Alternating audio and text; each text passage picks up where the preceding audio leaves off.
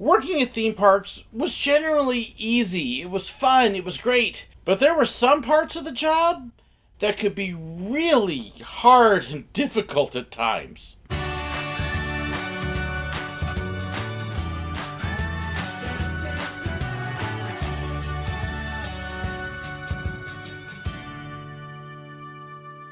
Working at a theme park could be a lot of fun. There were a lot of fun moments. Interacting with the guests was great most of the time. You just got to do all sorts of stuff and take on a new role and play. All three parks were some of the most fun things I ever had to do. And I got paid to do it. It was incredible. But there were definitely some parts of working at the parks that were difficult, that were hard. There were some times that it was a struggle to get through. One of the harder parts was the long hours. It was not unusual to work at a park and have an open to close shift. Now, if you're at a park like Silver Dollar City where they're open 9:30 to 7, it's not quite so bad. It's 10 hours, but people can do 10 hours. But it was not unusual at Disney in particular, and Busch Gardens, to get an open to close shift, which would mean being there from 7 in the morning until 10 o'clock at night, midnight. And I had times that I worked 16 and 18 hours at a time. Wasn't the normal shift. It usually meant because I had added on or I was covering for somebody who was sick or they were short-staffed and they needed help. But there were times that I worked these really long days. There were times I knew coming in that I was going to be working 16 and 18 hours that day. It made for a really long day, and especially when you knew you were having to work the next day as well. Disney was wonderful in that they gave you a number of breaks. You would get more than one lunch if you had a really long day like that, sometimes even 2 or 3, but it could just stretch your endurance out. Even at Silver Dollar City, when we had our Moonlight Madness, and the park would essentially be open from 9:30 in the morning until 10 o'clock at night, or even sometimes midnight, we would have a couple guys who would work and they would open and close. So you've got a 12-hour shift on the train. We would plan to have an hour and a half long break in the middle of the day just to give whoever it was a good time of recovery while we had overlapped other shifts. But just long hours on your feet the whole time, interacting with other people the whole time, trying to keep your spirits up, and at the same time you're just getting tired. Your first 8 hours, 10 hours are okay, but once you hit about 12, you were just dragging, like, oh my goodness. Lots of sugar, lots of food to keep you going so you didn't crash in front of them. Yeah, those long days were hard. Also hard, working holidays. Holidays and working at them is kind of a mixed bag. I loved working at them because the people who were there at the parks in the holidays knew it was a holiday, they were celebrating. They tended to be in a much better mood. They were there happier and more excited because they were there on a holiday. So working with the guests on those days tended to be great, more fun than normal. But the hard part was not being with my family.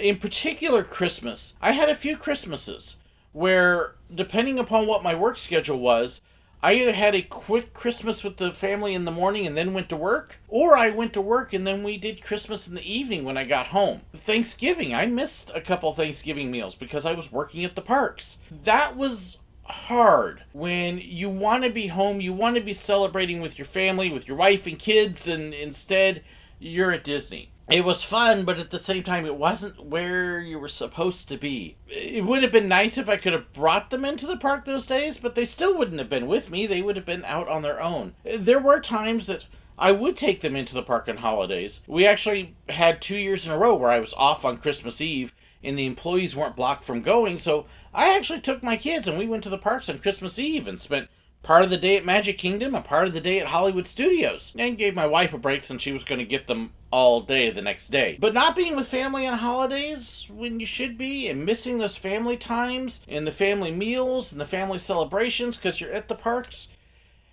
yeah, that kind of sucked. It was a great day working, but it was still work and not at home with the family. Those were hard. You know, unfortunately with many jobs you end up working on holidays, and so it's not something unique to the theme parks by any means. But when you're there in the parks and you're seeing everybody else celebrate and they've got their family and you don't, yeah, it's almost like a rubbing it in a little bit. I don't miss working on holidays. Not at all.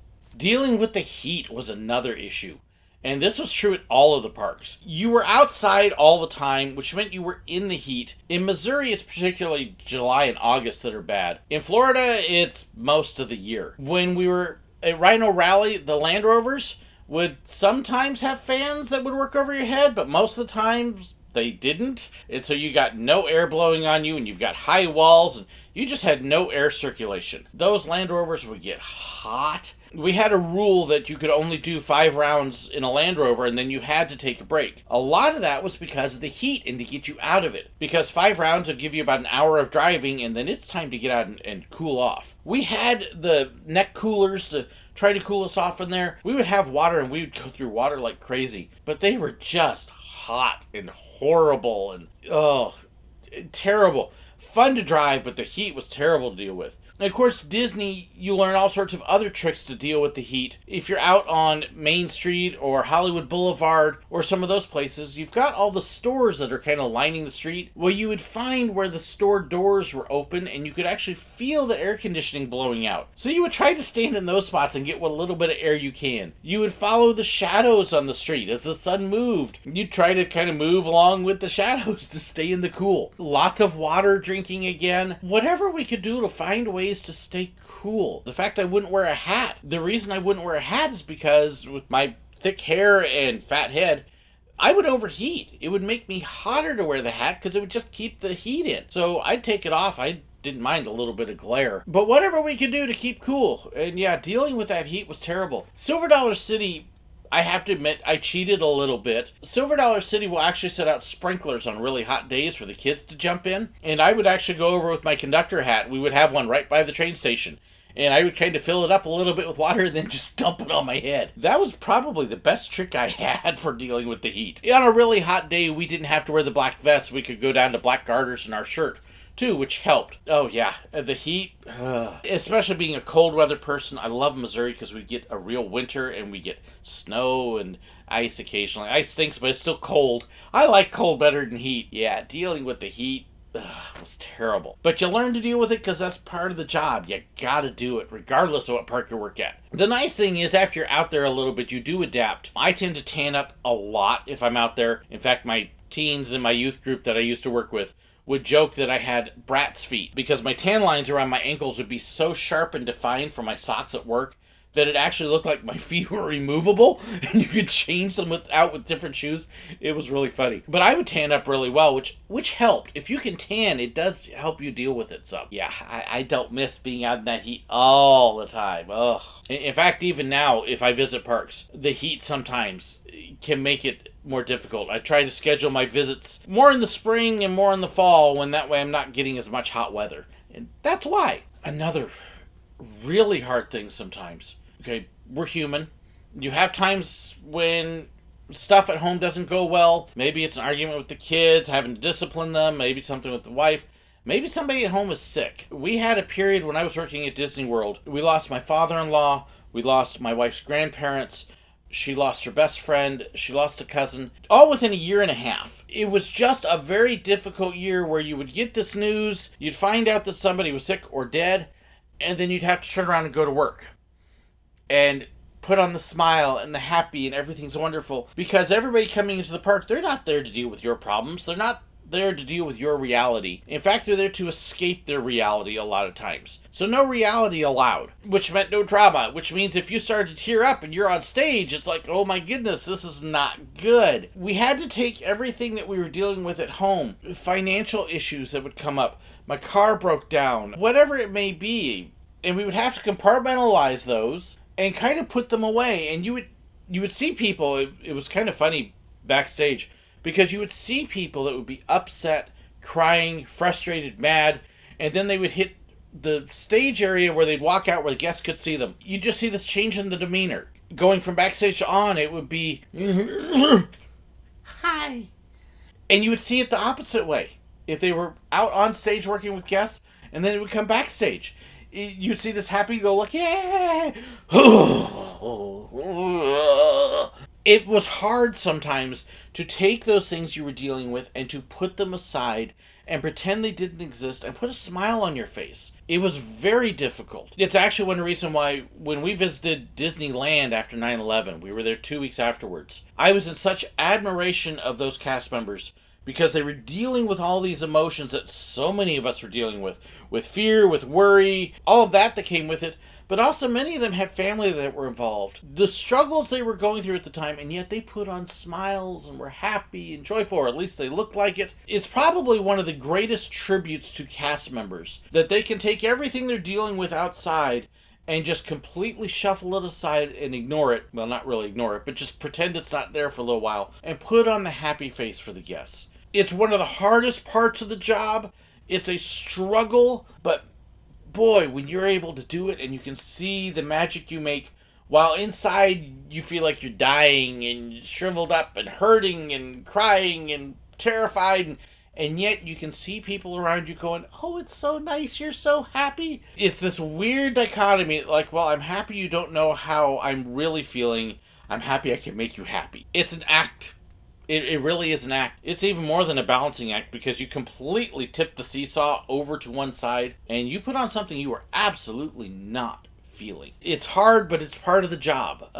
It's part of the creating the magic. That definitely was hard. And that 1 year and a half, I had a couple times when after my father-in-law died, who I was close to, where I would be on stage and I would see somebody wear something or say something that would remind me, and I would have to find a way to step off.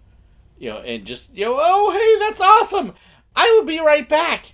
And step through a store or through a gate and just, oh my gosh. Oh, okay, get it together. And have a couple minutes to just release, wipe the tears off, and then step back out and put the smile back on. I had to do that a few times during that time. It was hard. But the cast members do it, and it's an amazing thing that they can do. But probably the hardest thing for me, it, in a sense, kind of related to that, was the Make-A-Wish families. I loved Make-A-Wish. They were easily my favorite guests. Loved the reactions they got and the joy and the smiles. There was that part of you that knowing that they were struggling, that they were hurting, that they were sick, that they were ill, so much going on, so much emotion, and you would hurt for them. Your heart would break for them. You would ache and you'd want to cry for them and with them and alongside them and in sympathy. And you couldn't do that. It really hurt. I mean, it put your own problems in perspective a lot of times. Because we would come in hiding our own issues, and then you would have this Make-A-Wish family that would come through, and you think, I don't know how I'm going to pay my electric bill, but they don't know if they're going to survive. It would put your own stuff into perspective, and you kind of look and go, yeah, I've got my things, but I'm not them. I'm not dealing with what they are. It was a struggle sometimes. I like to say that I cried behind the camera a number of times. It was one advantage of having the big camera right in front of your face, and that you could hide the tears, because there were times I definitely would cry over what I was seeing. Sometimes tears of joy. Sometimes, in particular with the Make-A-Wish, aching for their situation that they're in, knowing how much they're suffering. It was hard sometimes to remember to take those pictures and not just break down. There were a few times when I was with characters and we had Make-A-Wish families, especially if we were inside, where we could take the pictures, we could take care of the family, and then we would take a break and just kind of breathe for a minute. At World Showcase at Epcot, one of the things that we tried to do was we tried to, if we could, put the Make-A-Wish families a little bit closer to the end of the meet and greet time. Not make them wait very long. We'd still keep them up near the front. But we wanted to let them have more time with the characters. But it was also a way for us, after we dealt with the Make-A-Wish and the emotions that the characters and the photographers and the attendants all had dealing with it as well, we could then step backstage afterwards and just recover and recoup ourselves, because we would have the emotional, overwhelming reaction to it. And sometimes you would have other families right afterwards that, okay, I'm going to make it through these other families, we're going to give them a great moment. And then you get back, and there were a few times that we all just kind of did group hug. Oh my gosh, I can't believe I just saw that. They're dealing with it. Oh, how hard that was. We would have times we would have group releases like that, because you would see families just going through so much. And it was wonderful. It was amazing to be able to put a smile on their face to bless them, to help them forget about it. In some ways, it was almost like during that time we were trying to make them forget about it while we felt like we were taking it on ourselves and then having to release that. That may have been the hardest part of the job. It was a wonderful thing. It was an amazing thing. I wouldn't trade it for the world. But there were definitely times when emotionally it was very difficult. If you've worked at a theme park, what was the hardest thing for you? What was the hardest part for you to deal with and adjust to? I'd love to hear your comments. Please share them below. What do you think about what I dealt with? Do you think it should have been easy, or do you think there's other things that should have been harder? Give me your feedback. Thank you so much, too, for liking the video, for sharing the video, and subscribing if you haven't already. Make sure you hit that bell notification so you know when I've got new videos. Thank you as well for checking the description. There's all sorts of information there. Links to fan pages, support, merchandise, gear, and all sorts of stuff. If you got a question, check the description first. Your answer may be there. I also want to give a huge shout out to my YouTube members and to my patrons. They are my financial support, my financial backbone that allows me to do so much that I do. The B-roll footage, that's all possible because of their financial support, and they're helping to provide equipment and expenses for trips. I also want to give a huge shout out to my brand new patron, Martin Malinov. Thank you so much, Martin, for signing on. I can't tell you how much I appreciate your support. Along with their support, they also get extra perks like early previews. We do Zoom calls with the supporters of certain levels. They get access to me that others don't. If you'd love to know more about the perks and how to support me, be sure to check the links either at the end of the video or below the video in the description. Thank you so incredibly much for watching, and God bless. Working at a theme park. Okay, let's get that out of the way. Working at a theme park could be a lot of fun. Yuck. Okay. It was easily one of the most... I don't miss not working on holidays. I don't miss not working. That didn't make sense. Buzz. Okay. Yeah, this one has some fun bloopers.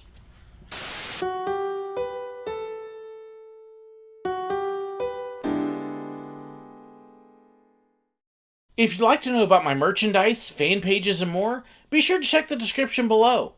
If you'd like to know whenever I've got a new video posted, well, make sure you hit that button right up there and subscribe.